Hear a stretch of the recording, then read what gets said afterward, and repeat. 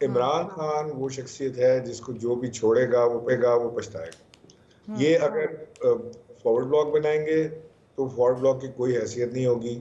आप ये कह अगर रहे हैं जो इमरान खान को छोड़ेगा वो पछताएगा, तो आप भी पछता रहे हैं क्योंकि आप भी तो इमरान खान की पार्टी को छोड़ चुके हैं। इमरान साहब, आप गवर्नर सिंध भी रह चुके हैं, तो सबसे पहले तो मैं ये जानना चाहूंगी, अभी जो गवर्नर कामरान टिसोरी और मेयर कराची के दरमियान एक नोक-झोंक चल रही है, बहस चल रही है, तनकीद, और अब तो मामला यहाँ तक आ गए कि जी ये मामला उन्होंने अल्लाह पे छोड़ दिया, तो ये क्या इतनी ज़्यादा जो इनके दरमियान में टसल चल रही है, आपको लगता है कि वाकई इतना संजीदा मामला है? और क्या वाकई गवर्नेंस के इतने इश्यूज होते हैं कि गवर्नर इतनी जो शिकायत लगा रहे होते हैं, क्या वाकई वो बेबस होते हैं, लाचार होते हैं, बेख्तियार होते हैं? बिस्मिल्लाहिर्रहमानिर्रहीम। देखिए, बात यह है कि मुर्तज़ा वहाब जो कर सकते थे कराची के लिए उन्होंने किया नहीं। और क्योंकि सिंध गवर्नमेंट भी उनकी है, वो खुद भी इस पार्टी से ताल्लुक़ रखते हैं और फंड्स की कमी भी नहीं है, इख्तियारात की कमी भी नहीं है, लेकिन फिर भी कराची की तरफ तवज्जो कम रही मुर्तज़ा वहाब की और सियासत में ज़्यादा रही। और वेरी अनफॉर्चुनेट कि कराची का बेटा होने के बावजूद, मुर्तज़ा वहाब इतनी इंपॉर्टेंट पोजीशन पर होने के बावजूद वो कराची के लिए काम नहीं कर सके जिसकी उनसे तवक्को की जा रही थी।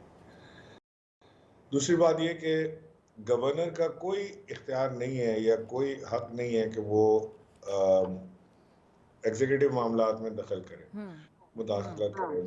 मैं गवर्नर रहा, मेरी सारी टाइम पे मेरी काफ़ी टसल भी चली चीफ मिनिस्टर के साथ, और वो भी बार बार मुझे ये समझाते रहे कि आपका इख्तियार नहीं है कि आप मुदाखलत करें इसमें। लेकिन मेरी थोड़ी बहुत जो भी मुदाखलत या इख्तियार चल रहा था वो इस वजह से चल रहा था कि मैं वज़ीर आज़म के करीब था और सारे वफाकी वज़रा जो हैं वो गवर्नर हाउस में आते थे और वो लोगों के जो उनके फेडरल लेवल पे जो मसाइल थे उनको हल करने के लिए वहाँ पर बैठते थे, और जितनी अथॉरिटी में ड्राइव कर रहा था वो वज़ीर आज़म से कर रहा था। अदरवाइज़ गवर्नर का तो कोई इख्तियार नहीं है कि वो एग्जीक्यूटिव अथॉरिटी में, तो लेजिस्लेटिव मामलात को देखता है, कॉन्स्टिट्यूशन मामलात को देखता है, उसका सरबराह होता है, वो उसको देखना चाहिए। ये मैंने बड़े बड़े अरसे में रियलाइज़ किया, और मुझे उम्मीद है कि कामरान टिसोरी भी अपने जाने से पहले रियलाइज़ कर लेंगे इस चीज़ को कि उनको इसमें एग्जीक्यूटिव में मुदाखलत नहीं करनी चाहिए। नहीं, तो जब मामला इतने क्लियर हैं, सॉरी मैं आपकी बात काट रही हूँ, जब आपको भी पता है कि उनके इख्तियारात क्या हैं, इनके इख्तियारात क्या, गवर्नर के क्या इख्तियारात हो सकते हैं, मेयर का क्या काम हो सकता है, जो आपने कहा कि उनकी परफॉर्मेंस इतनी सेटिस्फैक्ट्री नहीं है, तो फिर ये बहस क्यों है, ये मामला यहाँ तक पहुँचा क्यों? ये देखें ना, अब हर चीज़ में अगर मुदाखलत होगी कि जी पुलिस मेरे हवाले कर दें, गवर्नर साहब को कभी ख्याल आ जाता है कि पुलिस मेरे हवाले कर देनी चाहिए, कभी वो कहते हैं केएमसी मेरे हवाले कर दें तो मैं ठीक कर दूंगा। ये वहाँ बैठ के लगता सबको ऐसा ही है कि जी मेरे हवाले कर दें मैं ठीक कर दूंगा। इतने सिंपल मामला नहीं है पाकिस्तान में, बड़ी रेड टेपिज्म है, बहुत सारे मसाइल हैं। हैविंग सेड दिस, मैं कह रहा हूँ कि मुर्तज़ा वहाब के पास गोल्डन अपॉर्चुनिटी है कि वो इस वक्त कराची को टर्न अराउंड कर सकते हैं। मुझे एक बार मुर्तज़ा वहाब से मुलाकात भी हुई, मेरी जहाज़ में साथ थे, चीफ मिनिस्टर साहब के साथ थे, तो मैंने उस वक्त भी उनसे रिक्वेस्ट की थी और चीफ मिनिस्टर साहब को भी मैंने ये बात की थी कि आपको चाहिए कि कराची के चीदा जो नॉन पॉलिटिकल लोग हैं, जो कराची से ताल्लुक़ रखते हैं, जो कराची में कुछ करना चाहते हैं, आर्किटेक्ट्स हैं, इंजीनियर्स हैं, उसमें सहाफ़ी हैं या और दूसरे अच्छे नाम हैं, उनकी कोई कमेटी बना लें, उनसे मुशावरत कर लें और उनको टास्किंग कर दें कि जी ये इलाका आपने करना है, ये इलाका आपने करना है। तो आइडिया तो उनको बहुत अच्छा लगा, उन्होंने कहा आपके पास आऊँगा, मीटिंग करूँगा, बट वो कभी ना आए ना बुलाया, कोई मीटिंग भी नहीं हुई। ठीक है जी। अच्छा इमरान साहब, अब आ जाते हैं ज़रा पीटीआई के इशूज़ पर। पीटीआई में आप पुराने साथियों में से थे, और मैं आपकी दुखती रग पे पाँव नहीं रख रही, लेकिन सिर्फ आपको ये आपसे एक सवाल पूछना चाह रही हूँ जिससे मुझे बैकग्राउंड दोहराना पड़ रहा है कि आप जैसे जो साथी हैं उनको फिर कॉर्नर होना पड़ा या जो भी मामलात थे, और ये सिलसिला बड़े तसलसल से जारी है। पीटीआई में कुछ और कंसिस्टेंसी से जारी हो या ना हो, लेकिन जो वफादार लोग हैं उनको दूध में से बाल की तरह निकालना, ये सिलसिला बड़े तसलसल से जारी है। अभी हाल ही में शेर अफजल मरवत साहब, उनके साथ जो हुआ वो भी आपके सामने है। जो भी इस पार्टी का साथ देता है मुश्किल वक्त में, उसको मसाइल का सामना क्यों करना पड़ता है? ये क्या नफ्सियात है इस पार्टी की? और फिर आगे आप क्या देख रहे हैं कि फ्यूचर क्या होगा? और ये जो एहतजाज के हवाले से बात कर रहे हैं, फॉरवर्ड ब्लॉक की बातें भी हो रही हैं, तो जो पार्टी आपस में ही एक पेज पर नहीं होगी, आपस के इतने इख्तलाफात होंगे, तो ये हुकूमत को टफ टाइम या चैलेंज कैसे दे सकते हैं? थोड़ा सा मुझे इसमें टाइम दीजिएगा, आपने बड़ा इम्पोर्टेंट अपॉर्चुनिट सवाल जी आपने प्लीज़। देखें, पाकिस्तान तहरीक इंसाफ में लीडरशिप तो कोई है ही नहीं। सिरे से। वो सिर्फ इमरान खान की ज़ात है, इमरान खान है और वो इमरान खान है, इसके अलावा कुछ भी नहीं। पीटीआई इटसेल्फ भी कुछ चीज़ हैसियत नहीं रखती जब तक इमरान खान है, पीटीआई है।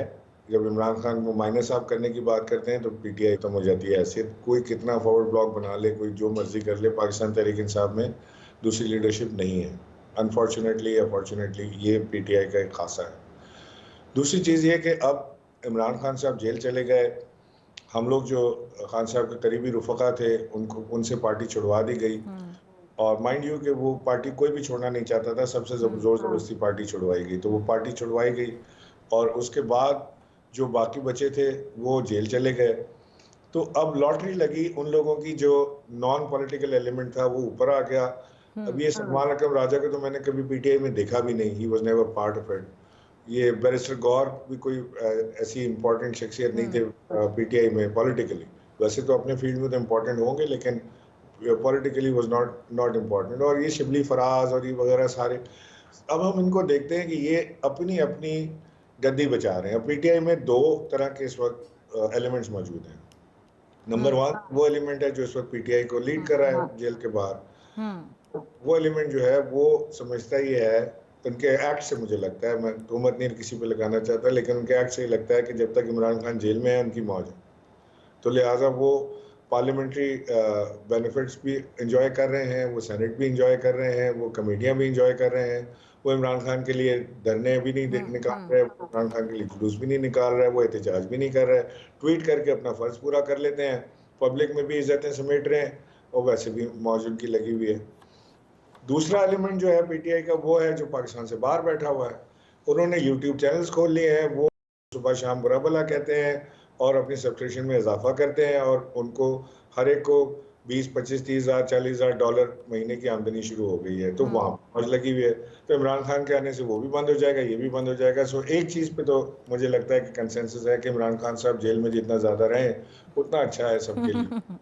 ये इन लोगों की मैं बात कर रहा हूँ। अब हम जैसे लोग जो हैं वो आवाज़ उठाते हैं तो इनको बुरा लगता है।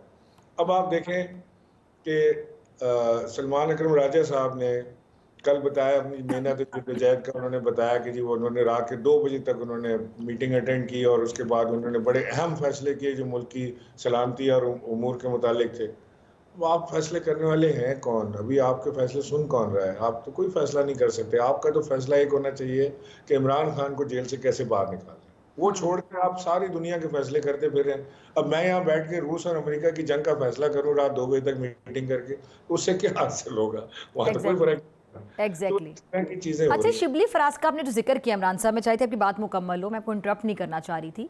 शिबली फराज से शेर अफजल मरवत भी मेरे प्रोग्राम में गालिबन बात कह के गए हैं पिछले हफ्ते, और जितने लोगों से बात होती है जो पीटीआई के लोग हैं अक्सर शिबली फराज से, फवाद चौधरी ने भी, अगर मुझे गलत नहीं हो याद है कि उन्होंने भी गिला किया, तो फिर शिबली फराज से लोगों को बहुत मसला है। नहीं, मुझे ज़ाती तौर पे किसी से मसला नहीं है। मुझे इन लोगों के एक्ट और पॉलिटिकल विजडम के ऊपर जो शक है वो शक क्या है, यकीन है मुझे कि इनके पास पॉलिटिकल विजडम है ही नहीं। उसके ऊपर मुझे तकलीफ होती है कि उसकी तो फिर वजह से ऐसे लोग तो पार्टी को नुकसान भी पहुंचा रहे हैं ना, चाहे आपकी साबिक पार्टी थी, साबिका पार्टी। ये जो फॉरवर्ड ब्लॉक की बात हो रही है, क्यों हो रही है? इसलिए हो रही है कि ये जब इमरान खान को मिलते हैं जेल में, इनके पास लिस्टें मौजूद हैं। बैरिस्टर गौर तो डिनाई कर रहे हैं ना, वो कहते हैं ऐसी कोई बात नहीं। नहीं, मैं आपको बता रहा हूँ ना, इनके पास लिस्टें मौजूद होती हैं कि ये एमएनएज, ये एमपीएज, ये सेनेटर्स, ये खराब है, वो खराब है, फलाने को निकाल दें, फलाने को निकाल दें। अब ये शेर अफजल मरवत को निकलवाया ना इन्होंने पार्टी से। हाँ। एक ही तो आदमी था जो बोल रहा था, एक ही आदमी था जो लीड कर रहा था, वही था जो जलसे जुलूस सुनने में आ रहा है और भी बहुत लोग निकलेंगे ईद के बाद। I don't know. देखें, लेकिन हैविंग सेड दिस, मैं आपको एक चीज बताऊं, इमरान खान वो शख्सियत है जिसको जो भी छोड़ेगा वो पेगा, वो पछताएगा। ये अगर फॉरवर्ड ब्लॉक बनाएंगे तो फॉरवर्ड ब्लॉक की कोई हैसियत नहीं होगी। आप कह रहे हैं जो इमरान खान को छोड़ेगा वो पछताएगा, तो आप भी पछता रहे हैं क्योंकि आप भी तो इमरान खान की पार्टी को छोड़ चुके हैं। बिल्कुल, मैं तो पछता रहा हूँ। जब आप पछता रहे हैं, जाहिर है कि वो एक वक्त ऐसा था कि उस वक्त हम रेजिस्ट नहीं कर पाए उस प्रेशर को और हमें छोड़ना पड़ा। दिल से तो किसी ने नहीं छोड़ी, मैं तो किसी एक आदमी को नहीं जानता जिसने दिल से छोड़ी वो पार्टी को। ये बड़ी खबर है, आप अपने जज्बात का इजहार कर रहे हैं ऑन रिकॉर्ड के। मैं कई बार इसको ऑन रिकॉर्ड कहता हूँ, ये लफ्ज़ शायद पहली दफ़ा लिया हो आपके प्रोग्राम में, लेकिन जाहिर है कि अगर हम पार्टी में वापस जाना चाहते हैं और हम इमरान खान के साथ रहना चाहते हैं तो इसका मतलब पछता ही रहे होंगे। उसमें ये तो नहीं है कि मैं बड़ा खुश भी हूँ पार्टी छोड़ के, लेकिन मैं वापस जाना चाहता हूँ। अच्छा, तो पीटीआई जो सिंध में अगर एक किरदार अदा कर सकती है उस अलायंस में, जब रैलियां निकलेंगी, जल्द से जुलूस होंगे, उसमें इमरान इस्माइल का कोई किरदार हम देखेंगे फ्यूचर में? हो सकता है आने वाले वक्त में हो, लेकिन पहले पीटीआई को एक्सेप्ट करना पड़ेगा ना मुझे वापस। मैं ऐसे तो ठीक है, जाके क्योंकि नहीं सिंध में तो पीटीआई ने कोई रैली भी नहीं निकाली सिंध में, हालांकि पीटीआई क्या आपका क्या ख्याल है एक्टिव है ही नहीं कराची में अगर बात की जाए?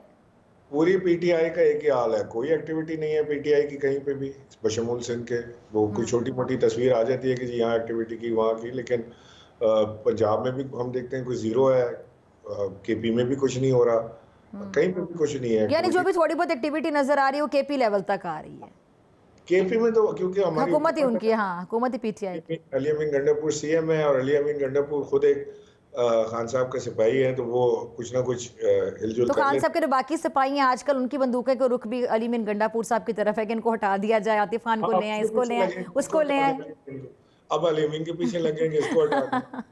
वो कमाल है, मुझे तो हैरत है इन लोगों की अकल के ऊपर कि ये या तो ये कॉम्प्रोमाइज हैं या ये वाकई नहीं चाहते कि इमरान खान बाहर निकले, या नहीं, वो कहते हैं जिनको हम हटवा रहे हैं वो कॉम्प्रोमाइज थे और हमने सही किया हटवा के। अब ये तो अल्लाह ही फैसला करेगा कौन कॉम्प्रोमाइज है। चले जी, इमरान साहब बहुत शुक्रिया आपके वक्त के लिए।